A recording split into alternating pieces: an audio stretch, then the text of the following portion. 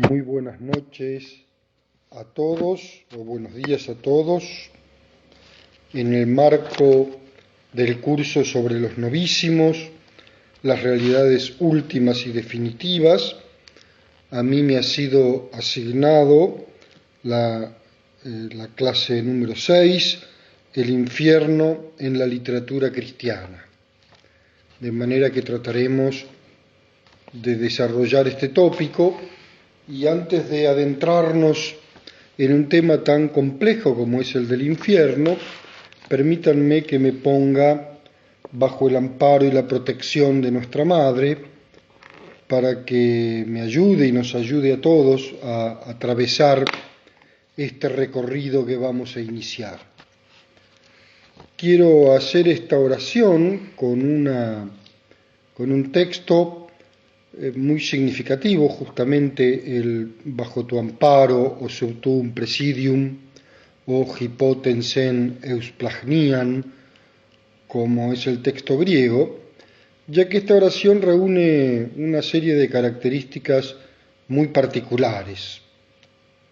En primer lugar, que es el primer texto mariano, la primera oración mariana de la que tengamos referencia. En segundo lugar, justamente, la novedad de esta oración radica en que durante mucho tiempo se creyó que pertenecía a la época de Carlomagno, allí por el siglo IX, hasta que en 1938, en un papiro egipcio, se encontró el texto griego y copto de la oración, y ese papiro es claramente datable en torno al año 250 de nuestra era, de modo tal que la advocación mariana debe retrotraerse muchos siglos hasta casi los comienzos de la Iglesia allí en Jerusalén, ya que si en Egipto en el año 250 esta oración ya estaba difundida y ya había sido traducida, significa que tiene una antigüedad aún mayor al siglo III. En esta oración, por primera vez, se califica a la Virgen María como Teotoque, Madre de Dios, y esta será una de las características más importantes de nuestra relación con nuestra Madre, a la que consideramos a su vez Madre de Dios. Y la traducción de la oración resulta prácticamente imposible a cualquiera de las lenguas posteriores porque comienza con una frase, hipotensen eusplagnian, que no tiene traducción posible. Eusplagnian es en realidad la entraña, el seno materno, que está además calificado con el adverbio eu, que es el buen seno materno, las buenas entrañas de María. En esas buenas entrañas de María nosotros nos refugiamos, catafeugomen, además huimos debajo, nos ponemos debajo de ese seno materno para que con Dios mismo podamos nacer a una nueva vida. Entonces, con esta oración particular de la única santa, la única bendita, vamos a iniciar este curso rezando Eistonoma tu patros, kai tu hiu, kai tu hagiu neumatos. Amén. Hipotensen eusplagnian, catafeugomen theotoque, tas gemon hiquesías, me parides en peristasei, alec indinon litrosai gemas, mone jagne, mone eulogemene. Amén. Eistonoma tu patros, kai tu hagiu neumatos. Amén. Permítanme comenzar entonces este curso agradeciendo a la Fundación Santa Ana y a su director, Claudio Meyeregger, así como al Padre Delgado, que junto con el profesor Meyeregger organizan este curso, por haber confiado en que podía aportar alguna novedad algún desarrollo desde mi perspectiva de profesor de literatura. Y yo quiero comenzar el curso así como lo comenzó el profesor Meyeregger, que recitó unos versos de Jorge Manrique en las coplas a la muerte de su padre. Ahora yo voy a ser más austero todavía que el profesor Meyeregger, porque me limitaré a citar solo 3 versos que creo que son importantes para entender lo que intentaremos hacer luego. Jorge Manrique comienza el poema diciendo: recuerde el alma dormida, avive el seso y despierte contemplando, dando de esta manera todo un programa de acción, porque hay 3 acciones que se deben realizar para poder contemplar. Lo que vamos a tratar de hacer nosotros es contemplar las distintas presentaciones del infierno, o algunas distintas presentaciones del infierno, en la literatura cristiana. Y contemplar, según su etimología, viene de contemplari, y a su vez de templum. Templum es el espacio delimitado, el espacio recortado. Contemplar sería, por tanto, fijar la mirada en un espacio determinado. Pero templare también tiene que ver con templar, con hacer templado, con dejar un metal ni demasiado frío ni demasiado caliente, sino en su temperatura justa, y de manera metafórica solemos utilizarlo también para templar un instrumento, ni demasiado agudo ni demasiado grave, afinado, ajustado. Contemplar, contemplando, ajustando. Contemplar es fijar la vista en un espacio determinado de la realidad para tener con ella un diálogo musical, para establecer con ella una relación afinada y que entre observador y observado se establezca una dulcísima armonía. Eso es lo que trataremos de hacer, contemplar las presentaciones de la literatura cristiana sobre el infierno. Ahora, para eso hay que recordar en primer lugar. Son 3 pasos para poder contemplar. Recuerde el alma dormida. Recuerde el alma dormida significa el cors cordis, es corazón. Recordar es volver a traer al corazón, pero también es cordae, que es la cuerda del instrumento musical.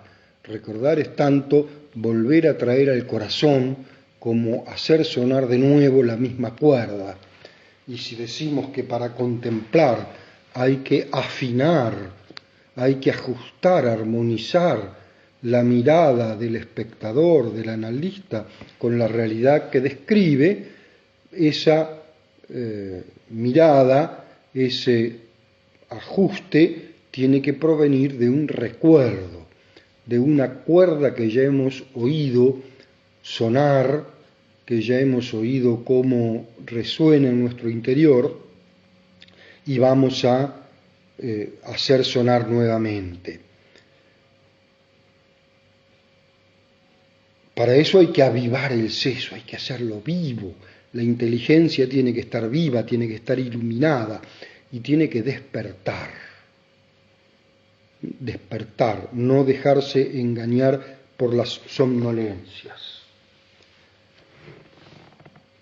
Intentaremos, como decíamos, contemplar estos 3 tratamientos literarios del infierno, que constituyen en realidad 3 catábasis.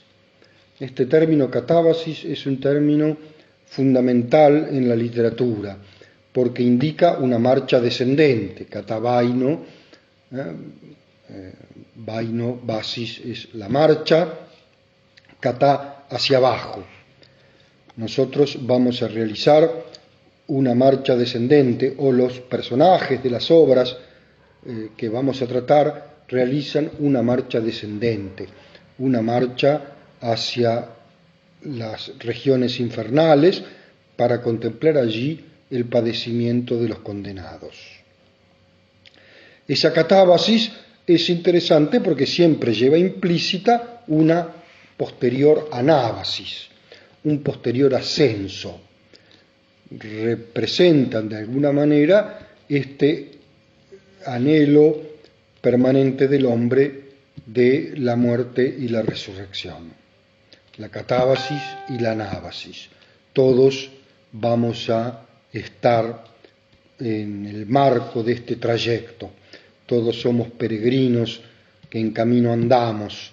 Todos estamos recorriendo aquí un peregrinaje, una marcha que nos permitirá realizar luego la anábasis, luego de la muerte, del descenso que representa la muerte, regresar a la anábasis. Y para ello contemplaremos, decíamos, 3 tratamientos literarios.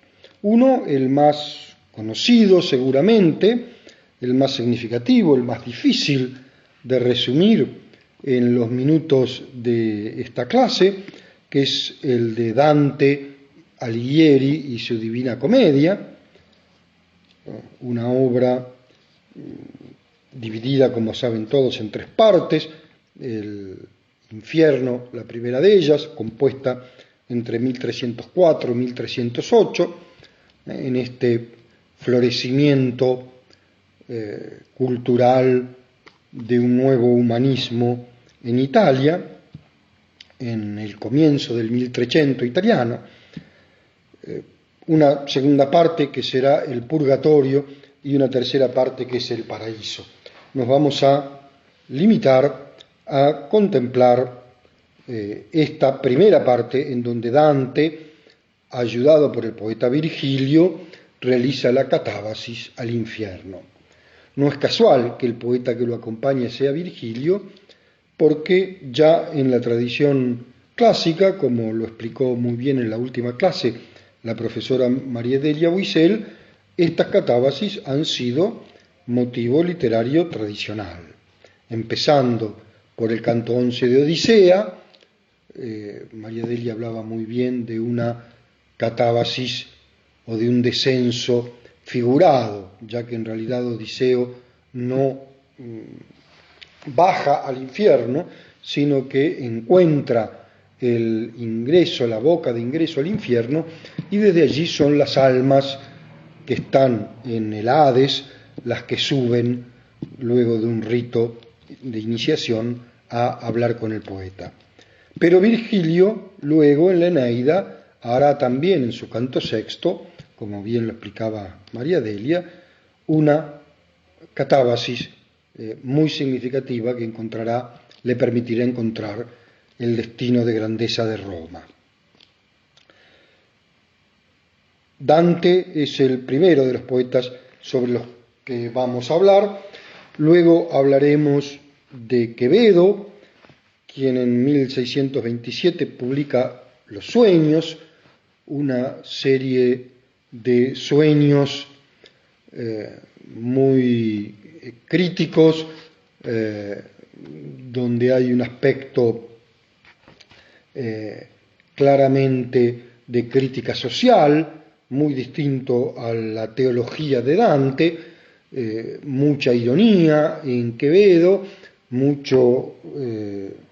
mucha sagaz intuición para encontrar los pecados allí donde cada uno de los habitantes de su España de la época los cometen.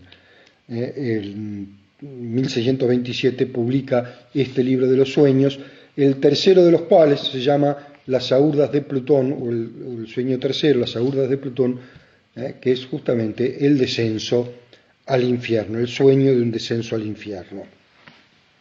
Finalmente hablaremos de un gran novelista ruso, Fyodor Dostoyevsky, quien en 1880 escribe una obra monumental de capital importancia, Los hermanos Karamazov, y en ella tiene un pasaje, la obra de los hermanos Karamazov es una obra extraordinaria, muy extensa, muy amplia, llena de temas éticos sobre todo y morales,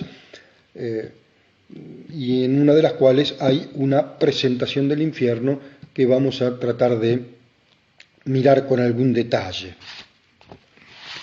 Comencemos entonces, él decía Dostoyevsky, que vive en el siglo XIX, entre 1821 y 1881, publica un año antes de su muerte Los hermanos Karamazov. Vamos a comenzar hablando un poquito de Dante y su Divina Comedia, que es un texto, como decíamos, lleno de riquezas que cuesta mucho profundizar en todas ellas. Borges señalaba con mucho acierto que es imposible leer a Dante sin tener una edición anotada, una edición con comentarios que nos explique quién es el personaje histórico del que habla, quién es el personaje mítico del que habla, y una serie de otros datos relevantes para la comprensión del texto, como las discusiones teológicas ampliamente difundidas en su obra. Y señalaba Borges que no alcanza con consultar una edición anotada, sino que hay que consultar ediciones anotadas a lo largo de los siglos, porque estas ediciones han ido cambiando de orientación. Hasta el siglo XVIII, las ediciones de la Divina Comedia tenían a pie de página discusiones teológicas, análisis teológicos de las implicancias de las palabras de Dante. A partir del siglo XIX, y con el advenimiento del positivismo, las nuevas ediciones son ediciones eruditas, en donde en las notas al pie se discute hasta límites insospechados acerca de la historicidad, los testimonios, las fuentes de los personajes presentados por Dante. Mientras que las ediciones del siglo XX tienen notas que apuntan fundamentalmente a los aspectos literarios del texto, a resaltar y rescatar el valor literario de tal o cual pasaje aislado. Ninguna de las tres miradas alcanza para tener una comprensión completa de la obra de Dante. Por eso René Guénon señalaba con mucha justeza que la Divina Comedia puede leerse en 4 niveles. Un primer nivel, que es el sentido literal del relato. El sentido literal del relato habla de el modo en que Dante se encuentra en una selva oscura, allí en el medio del camino de la vida, o sea, a la edad de 35 años, cae en esta selva y se encuentra en las puertas del infierno, y allí es ayudado por Dante para recorrer todos los círculos del infierno hasta encontrar la salida y poder ir al purgatorio y desde allí al paraíso para encontrarse con su amada Beatriz. Este es el primer nivel de lectura, el sentido literal del relato. Pero hay un segundo nivel, que es el nivel alegórico o filosófico-teológico. Cada una de las escenas, cada uno de los pasajes puede leerse en un sentido alegórico. Así como Dante realiza esta catábasis, podemos decir que Dante está representando a cada uno de nosotros. Y a partir de allí hacemos la reflexión acerca de cuál es nuestro camino para encontrar el paraíso, entendiendo cada situación y cada escena en un sentido alegórico. Hay un tercer nivel, que es el sentido moralizante o político-social, con las críticas a la sociedad de su época y con la idea de construir una sociedad más justa, una sociedad alejada del pecado. En este sentido, también toda la Divina Comedia puede ser leída desde este tono moralizante. Pero hay un cuarto nivel de lectura, que es el más complejo, que René Guénon lo llama la lectura iniciática, dando por supuesto que Dante pertenece a estos grupos de iniciados vinculados con el neoplatonismo y en ese sentido hace una lectura iniciática del texto como los pasos que estas sectas órfico-pitagóricas neoplatónicas presentan para la vida después de la muerte, para alcanzar la vida después de la muerte. Creo que conviene más, para no entrar en una discusión sobre la cual no hay demasiados testimonios, hablar de un tipo de lectura que era tradicional durante los siglos que abarcan desde la caída del Imperio Romano de Occidente hasta el fin de lo que se ha erróneamente dado en llamar la Edad Media, que es la lectio anagógica, esta lectura que permite una marcha ascendente, esta lectura que permite que todo texto tenga un papel significativo para permitir la ascensión del alma del lector a aquello que es el plan de Dios sobre su vida. Entonces cada uno de nosotros podemos leer cualquier texto en este sentido anagógico. ¿Qué quiere Dios decirme a través de este texto para que yo alcance mi salvación? Esta es la lectio anagógica. Bien, vayamos al detalle de la descripción del infierno en la Divina Comedia. Según sus comentadores, Dante viajó al infierno a la edad de 35 años, dicen el mezzo del camino di nostra vita, en el medio del camino de la vida, como la expectativa de vida era de 70 años en la época, el medio del camino significan los 35 años. El día inicia entonces este viaje al infierno el día Viernes Santo del año 1300 y recorrió todos los círculos en 24 horas.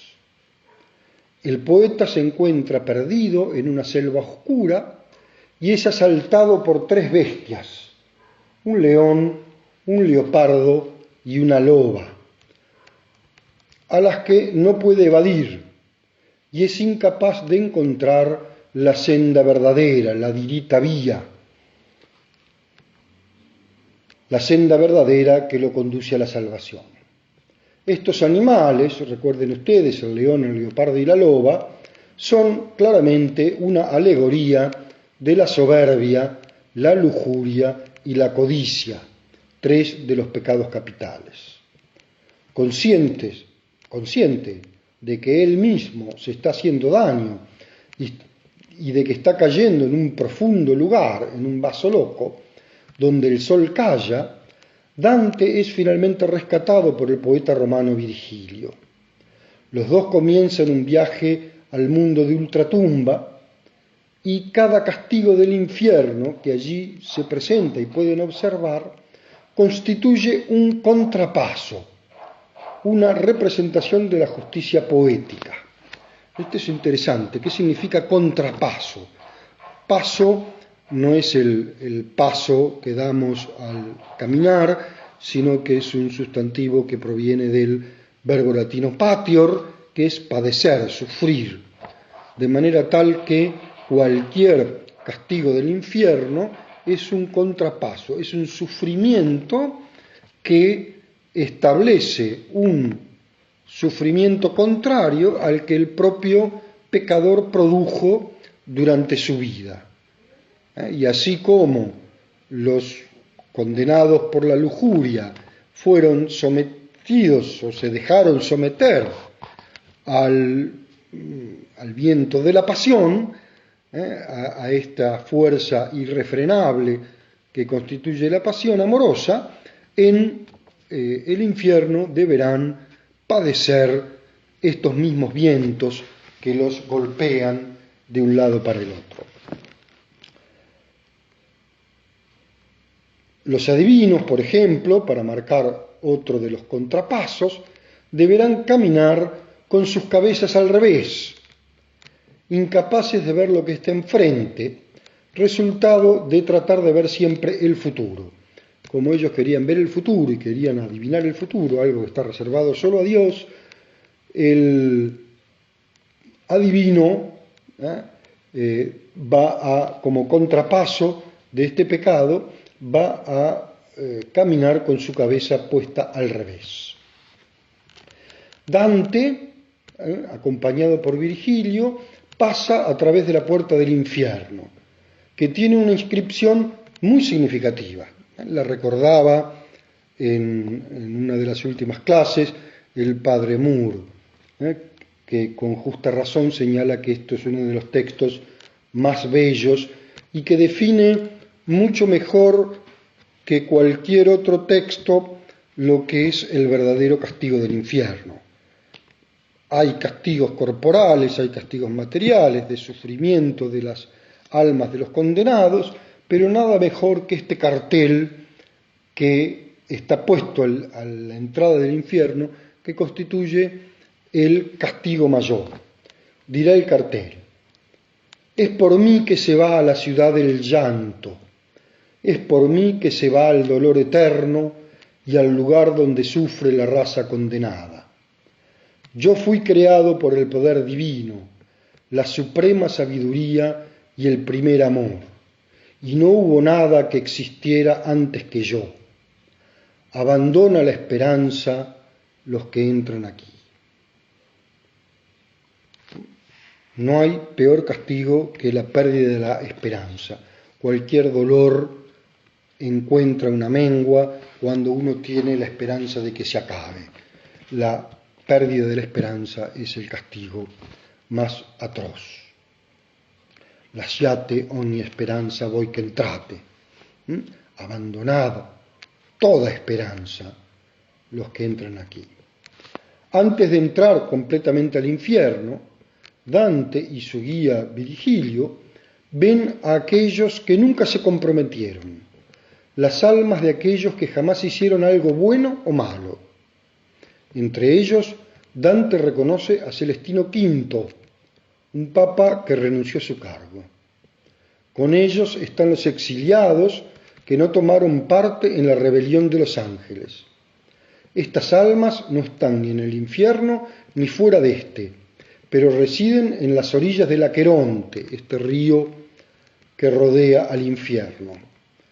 Su castigo es el de perseguir eternamente una bandera en blanco mientras son atacados por abejas y avispas que continuamente los pican, mientras gusanos y otros insectos succionan su sangre y lágrimas. Este castigo se debe a que en vida no fueron capaces de abrazar ninguna causa, por eso la bandera en blanco. Ahora deben correr detrás de un estandarte vacío, y no por motivación propia, sino por evitar las picaduras de las abejas. Como el purgatorio y el paraíso, el infierno tiene una estructura de 9+1, pues cuenta con un vestíbulo de diferente naturaleza que los otros 9 círculos que lo componen, de los cuales lo separa el Aqueronte. Tras franquear el vestíbulo, este lugar donde están los que no se comprometen, Dante y Virgilio llega a la barca que les permitirá cruzar el Aqueronte y llegar al infierno propiamente dicho. Quien conduce la embarcación es Caronte, como saben ustedes, es un personaje de la mitología griega, lo mismo que el río Aqueronte, quien al saber que Dante procede del mundo de los vivos, se niega a dejarlo pasar. Virgilio, sin embargo, lo obliga a acceder pronunciando la frase «Vuolsi così colà o vi si pote». Así se dispuso allí donde se tiene la autoridad, indicando que el viaje de Dante es deseado por Dios, que le da esta oportunidad, como se le dio en su momento a Orfeo o a Heracles, de hacer este camino para aprendizaje. Las protestas y blasfemias de las almas condenadas llenan la atmósfera. Sin embargo, el poeta pierde el conocimiento y en su poema no se describe el cruce del río propiamente dicho. A continuación, Virgilio guía a Dante por los 9 círculos del infierno, que son concéntricos, representando la progresión de la gravedad del pecado castigado, y culmina en el centro de la tierra, donde Satán es prisionero. Fíjense esto del infierno como el lugar inferior. En el centro de la tierra, en el lugar más profundo de la tierra, allí está Satán, y en el último círculo y con los otros círculos concéntricos como un cono invertido que van hacia arriba. Los pecadores de cada círculo son castigados con penas eternas, pero aquellos que se arrepintieron y oraron antes de fallecer se encuentran en el purgatorio, donde deben expiar sus culpas. En el infierno se encuentran solamente quienes justificaron sus pecados y no se arrepintieron. En un sentido alegórico, las 3 bestias que representan los 3 tipos de pecados determinan la estructura del lugar, de modo que el alto infierno, los primeros 5 círculos, corresponden a los pecados de autoindulgencia, de ser piadoso con uno mismo.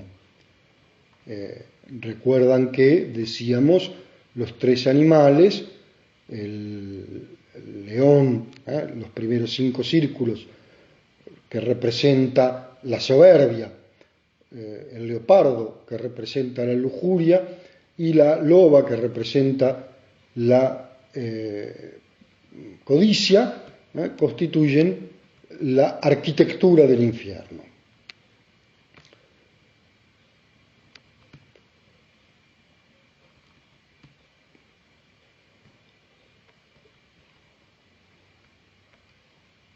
El 6º y el 7º círculo corresponde a los caracterizados por la violencia, y el 8º y el 9º a los marcados por la perversidad. Una grieta abierta en la roca por las aguas del Leteo, el río del olvido, comunica el fondo del infierno con la base del purgatorio. Para Dante, el infierno va descendiendo desde la superficie boreal, estrechándose gradualmente hasta el centro del globo terráqueo.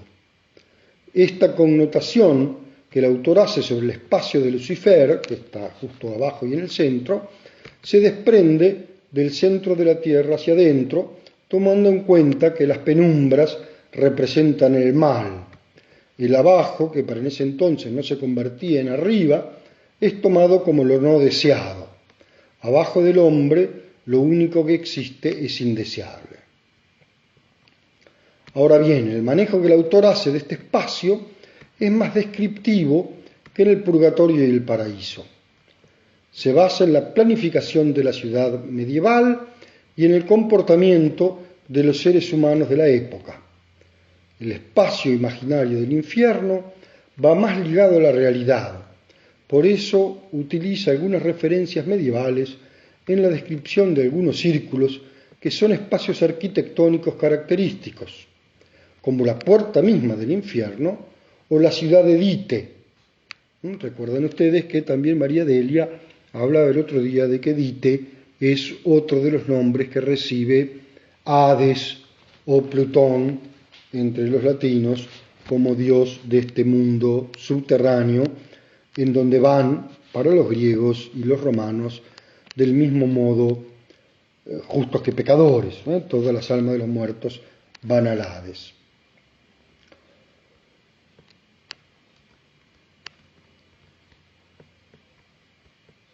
Cada uno de los 9 círculos del infierno es un espacio totalmente diferente, donde se albergan culpas o penas que son el alma vital de cada espacio, haciéndolos únicos, hasta llegar al infierno y retomar la subida al purgatorio. La división de espacios es bastante sencilla. En el primer círculo está constituido por el limbo. Allí se encuentran, el padre Moore hablaba sobre el limbo y todas las discusiones teológicas que hoy en día plantea, que además no debe considerarse como un dogma de fe. Pero Dante presenta el limbo como de una realidad absoluta. Allí se encuentran los no bautizados y los paganos virtuosos, quienes, pese a no ser pecadores, no conocieron a Cristo. Estos pecadores no son efectivamente atormentados, pero aún así están condenados, ya que están separados de Dios, sin esperanza de ver su rostro ni poder reconciliarse con Él. El limbo comparte muchas características con los prados asfódelos. Este lugar del Hades griego, un lugar poco descripto, como bien nos decía María Delia, donde son enviadas las almas ordinarias, una especie de lugar neutral, ni bueno ni malo, donde esta gente estará eternamente deseando a Dios, pero sin poder tenerlo nunca. El limbo incluye prados verdes y un castillo, el lugar donde están los hombres más sabios de la antigüedad, incluyendo el mismo Virgilio, que se encuentra allí en el limbo, así como los filósofos islámicos como Averroes y Avicena. Conoce también a los poetas Homero, Horacio, Ovidio y Lucano, a la reina amazónica Pentesilea. Fíjense cómo se mezcla los personajes históricos con la reina amazónica Pentesilea, que es un personaje claramente mítico. Al matemático Euclides, a los filósofos Sócrates, Platón y Aristóteles, y a muchos otros, entre ellos Julio César, en su rol de general de Roma.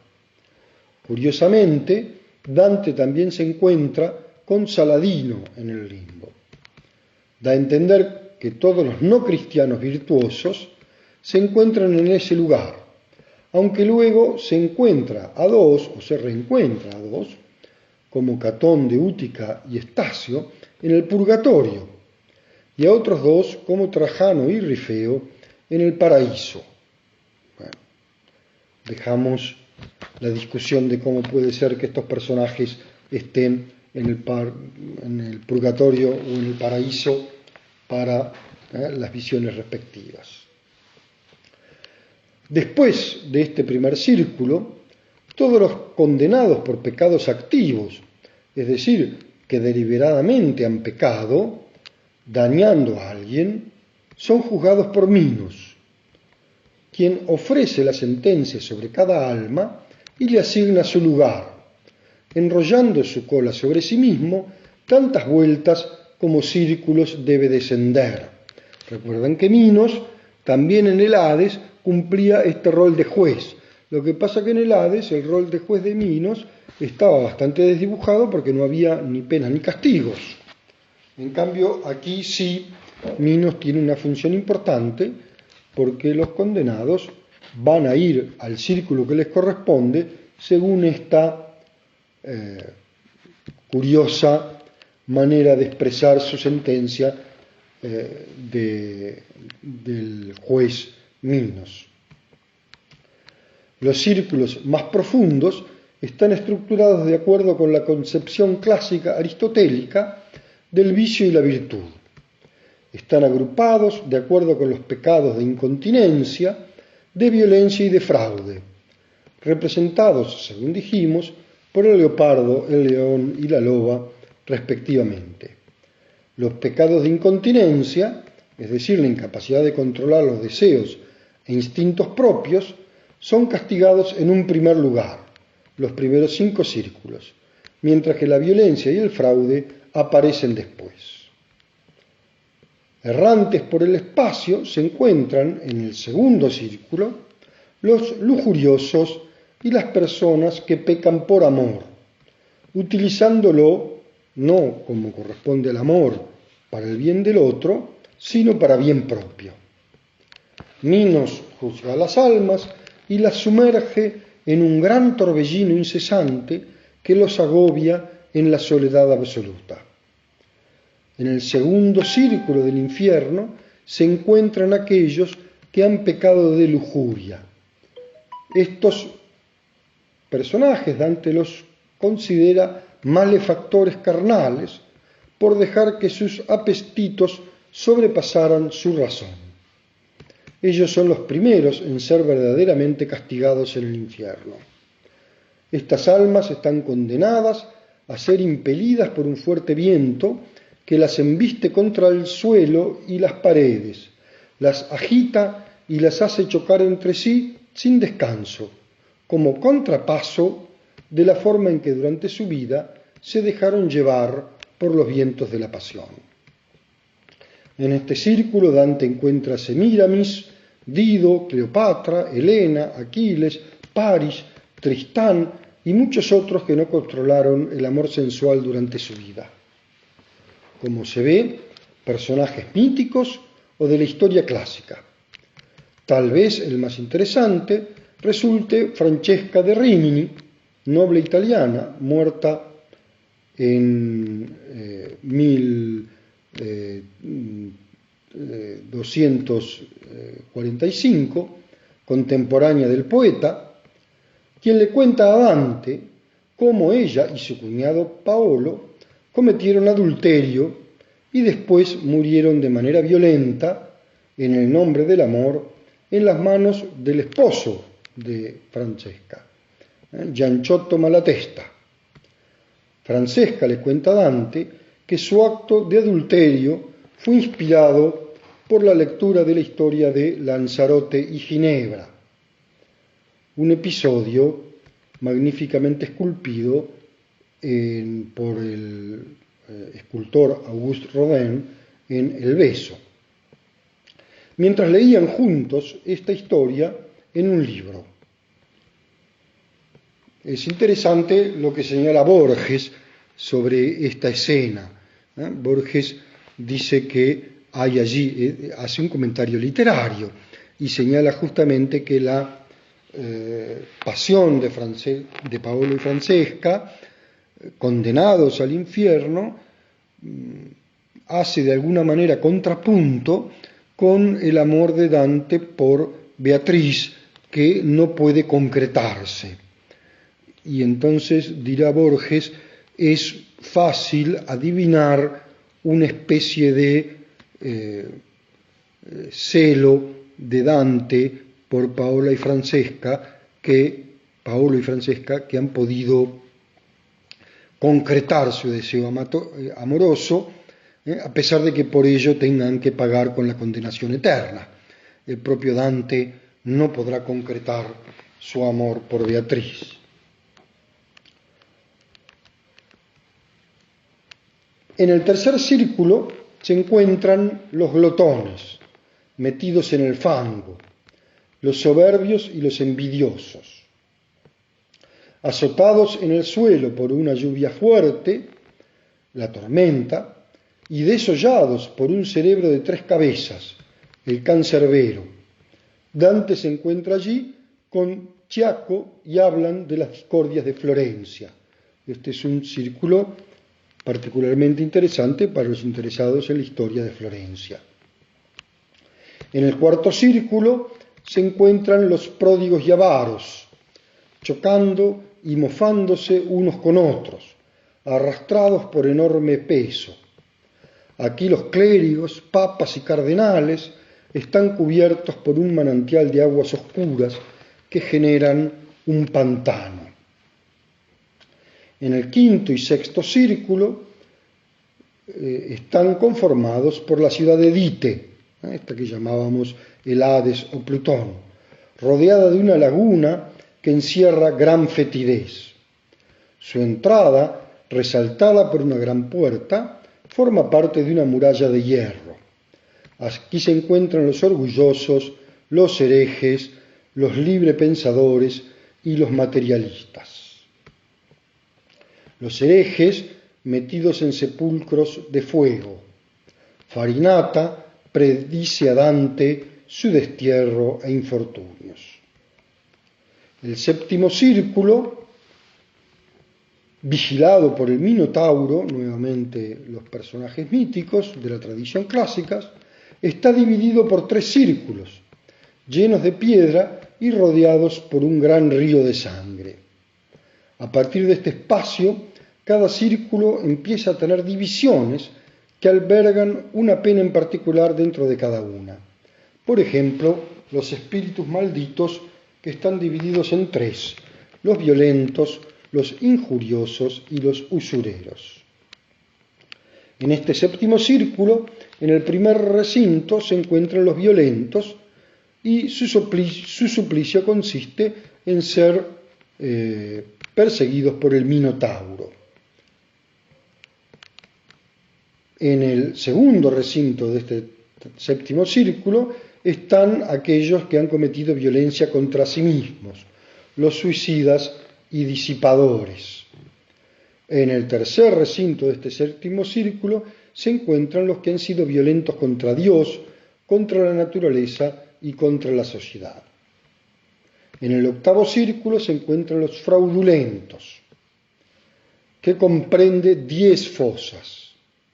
La primera de los rufianes y los seductores, y la segunda de los aduladores y los cortesanos. En la tercera están los simoníacos, en la cuarta los adivinos. Aquí Virgilio le explica a Dante el origen de Mantua y su condición de ciudad sagrada. En la quinta fosa se encontrarán los que trafican con la justicia. Están sumergidos en pez hirviendo. Los demonios atacan a los poetas, Dante y Virgilio, en este infierno grotesco.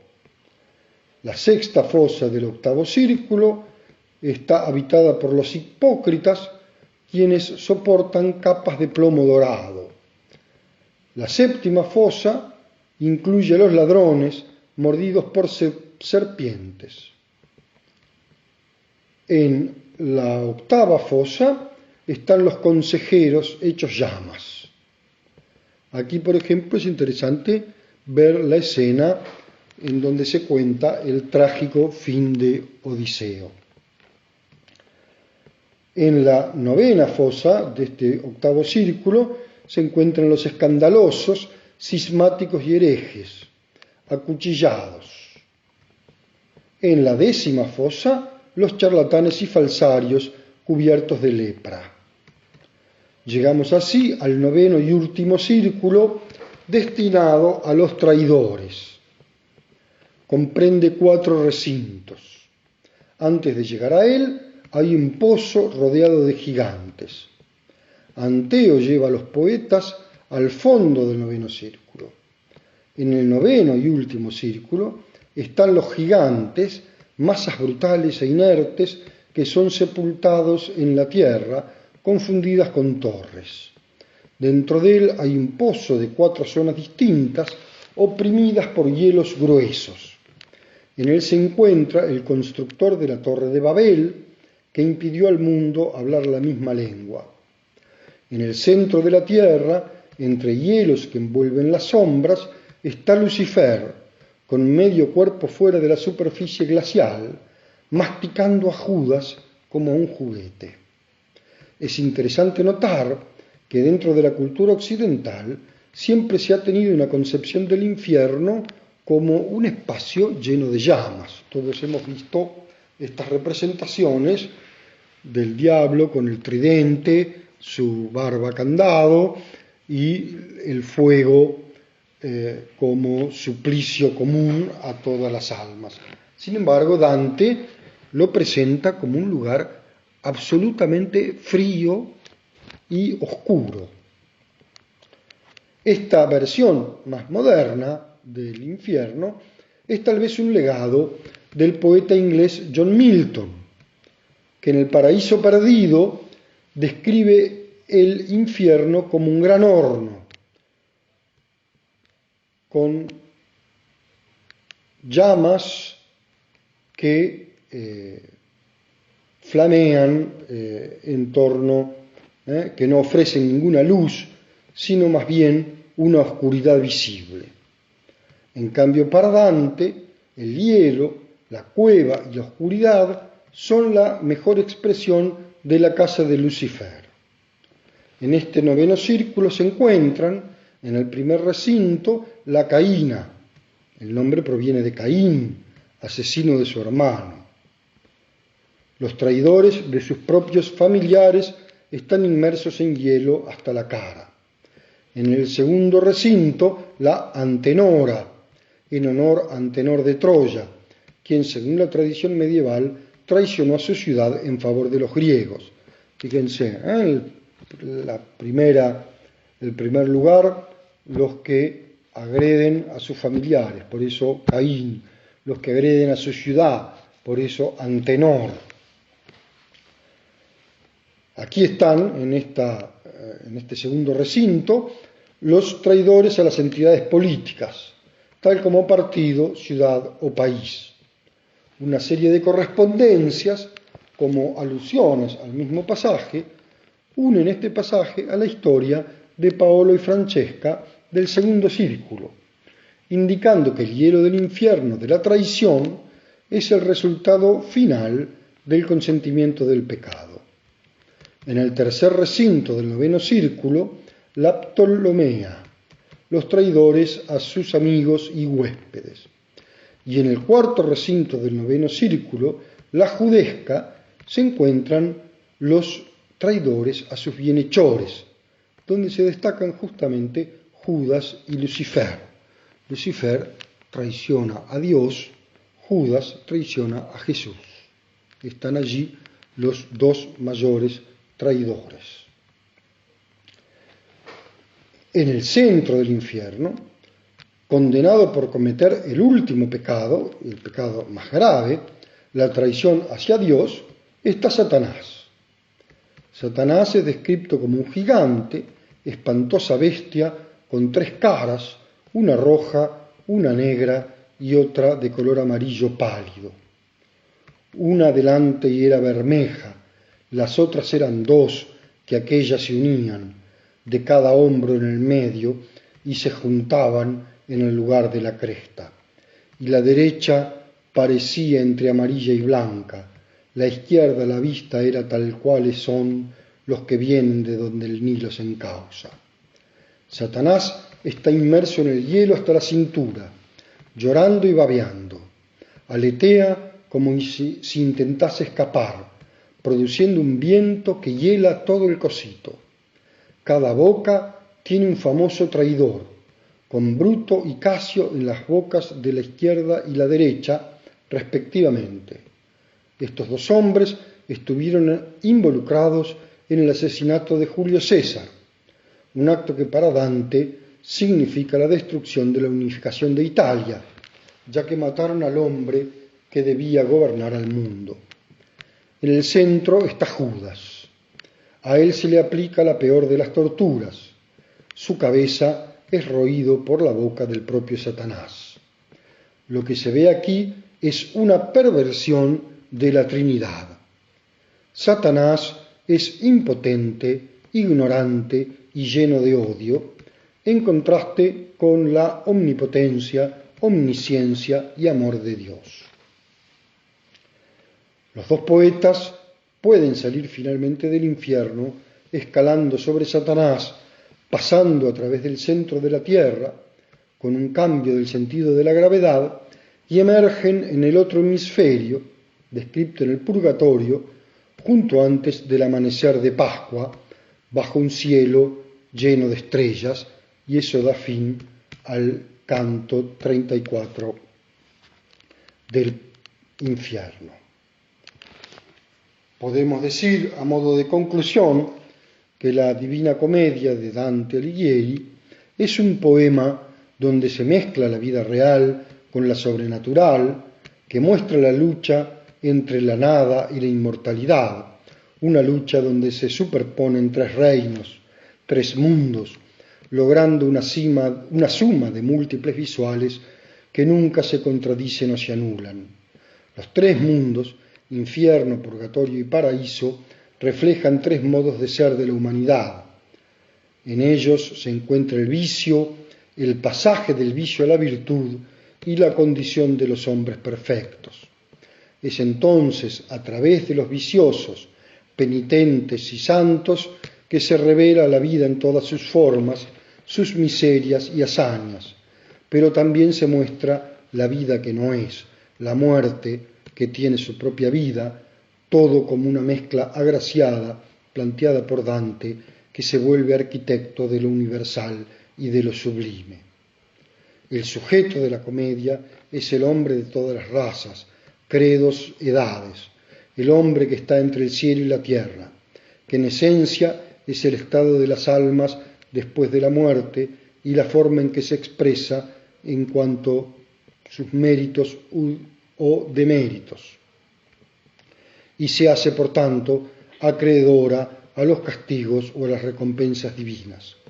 Dante se vale tanto de personajes bíblicos como de seres extraídos de la mitología pagana para la creación de sus personajes, mezclándolos en los distintos pasajes de manera indiscriminada. El espacio que se presenta es uno solo, subdividido en tres partes autónomas e independientes en el interior, pero no así en el exterior. Es un contenedor único, accesible para todos, pero perfectamente definido por sus límites, un solo espacio con diferentes ambientes claramente determinados. Difícilmente puede imaginarse la construcción espacial de los espacios visitados por Dante. Las descripciones no pueden remitirnos a espacios reales o tangibles. Debe permitirse a la imaginación ser guiada por el lenguaje poético para el que cualquier lugar puede ser posible. De manera que Dante, con esta presentación, de algún modo cumple con aquello que reza el Concilio de Nicea, credo invisibilia et invisibilia Dei, en las cosas visibles e invisibles de Dios. Todo lo que vemos aquí en la tierra es un anuncio, es una referencia, es un contrapunto o un contrapaso con aquello que se juega de manera eterna en este otro espacio entre el cielo y el infierno. Damos así fin a esta primera parte, un poco extensa. Dante nos ofrece mucho material para trabajar. Trataremos de seguir ahora con Quevedo y con Dostoyevski, que nos darán una presentación un poco distinta de este mismo infierno que recorrió el Dante.